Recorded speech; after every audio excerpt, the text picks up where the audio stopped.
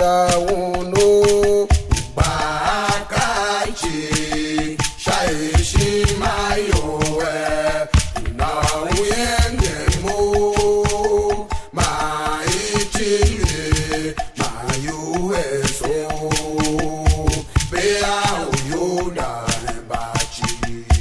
kàwé tó lóru yẹ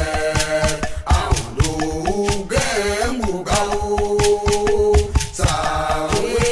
tẹ̀lé ọ̀dọ́ mọ́ méjì ìwẹ́. Lèkè láfa ẹ̀ẹ́nẹ́ bá lù ọ̀rùn bá tún mú bá ọ̀dọ́ jìgá ṣe pẹ̀lú nù bẹ́ẹ̀ lọ.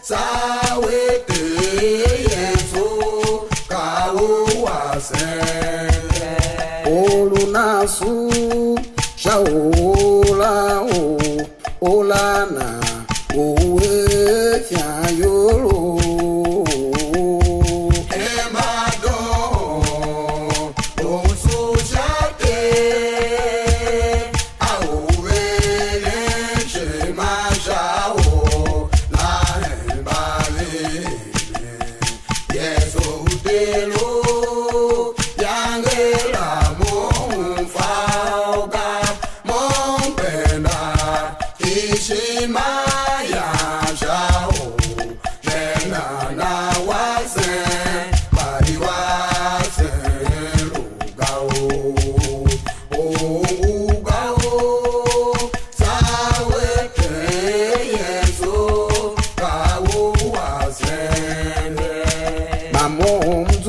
ate Yesu, enzu ate Yesu, Mungu ulutanenga yawa enkata tolo, ondo utelo, munzu ate Yesu, ingi waenao, munzu wa Baba Yesu, enzu ate Yesu, Mungu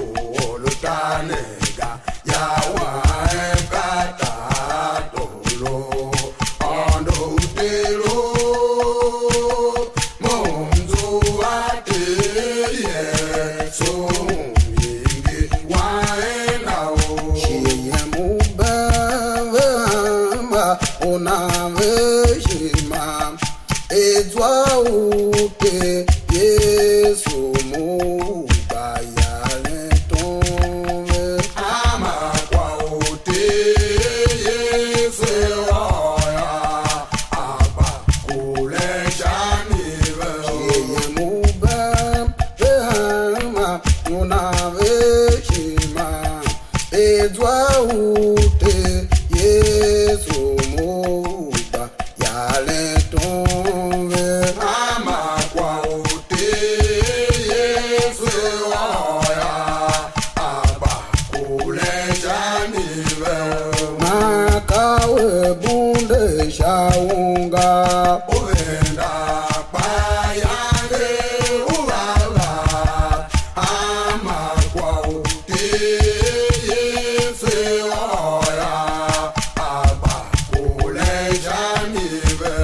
makawe bunde shaunga, uenda payange ubaba, ama kwa ute Yesu oya, apa kule shaniwe, makawe bunde shaunga, uenda payange ubaba, ama kwa ute Yesu oya, apa kule shaniwe, makawe bunde shaunga, uenda payange ubaba, ama kwa ute Yesu oya, apa kule shaniwe, kawe bunde shaunga, uenda payange ubaba, ama kwa ute Yesu oya, apa kule shaniwe, ondute bashawo Sinai, Sinai yakunde ngimeo, ingi ai kelashe, Sinai yange shajula, ondute bashawo Sinai, Sinai yakunde ngimeo, ingi ai kelashe, Sinai yange shajula, ondute bashawo Sinai, Sinai yakunde ngimeo, ingi ai kelashe, Sinai yange shajula, Sinai tenge, Sinai yange shajula, Sinai tenge, Sinai yange shajula, na ondo babo, Sinai yange shajula, ewasi babo, Sinai yange shajula, isila baba, pege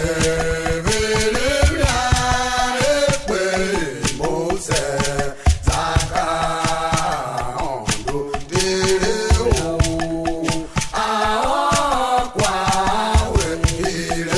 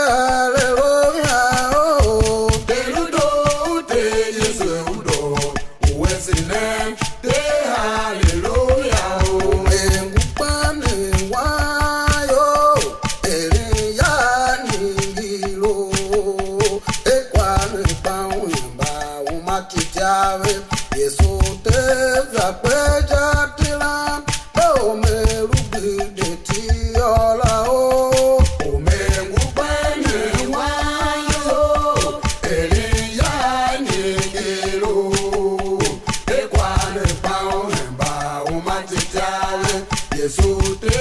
zakwe chatira be omeru be ideti pane wayo eliya ningiro ekwane paumba umatijave Yesu te zakwe chatira be omeru be ideti ola o omeru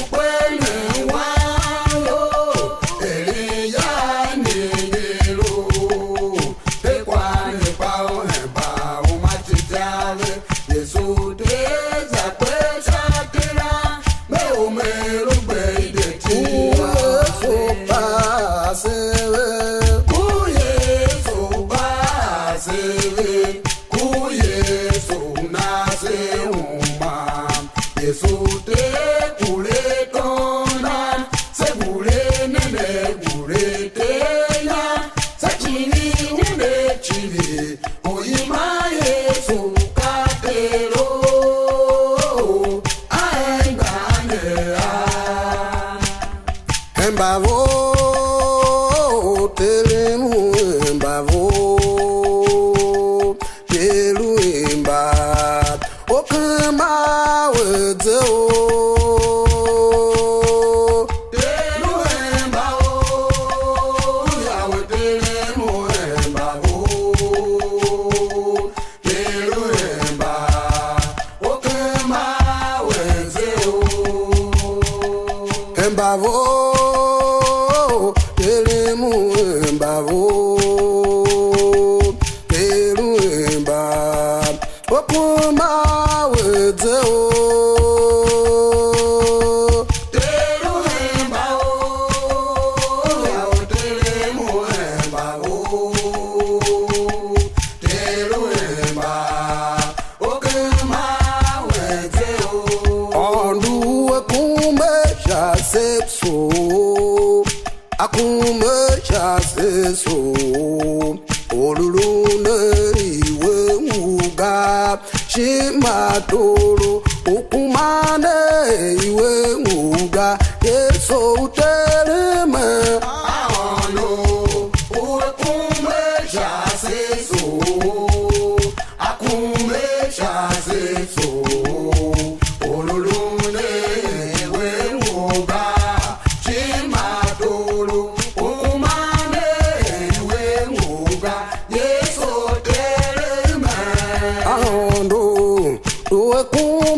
chaseso akume chaseso olulune iwe muga chimatolo ukumane iwe muga Yesu tereme ahono uwe kume chaseso akume chaseso olulune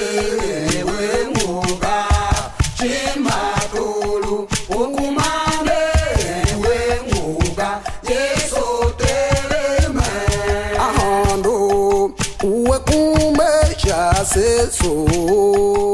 akume chaseso olulune iwe muga chimatolo ukumane iwe muga Yesu tereme ahono ukume chaseso akume chaseso olulune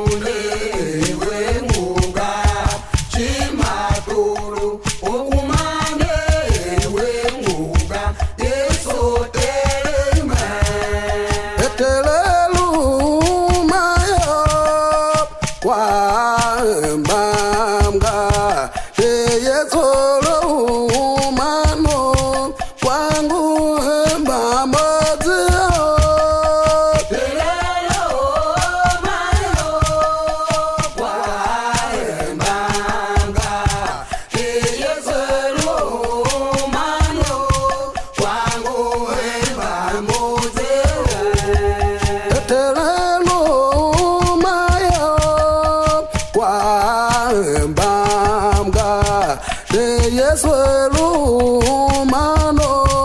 kwango mbambo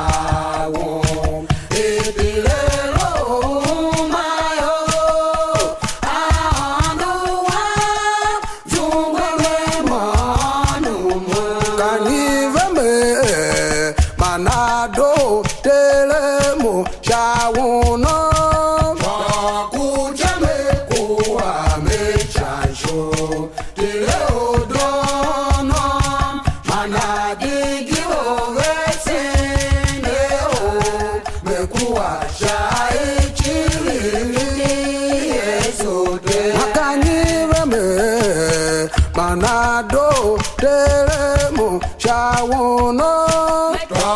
Kuchame kuwa mechasho Odono manadigi ogesendeo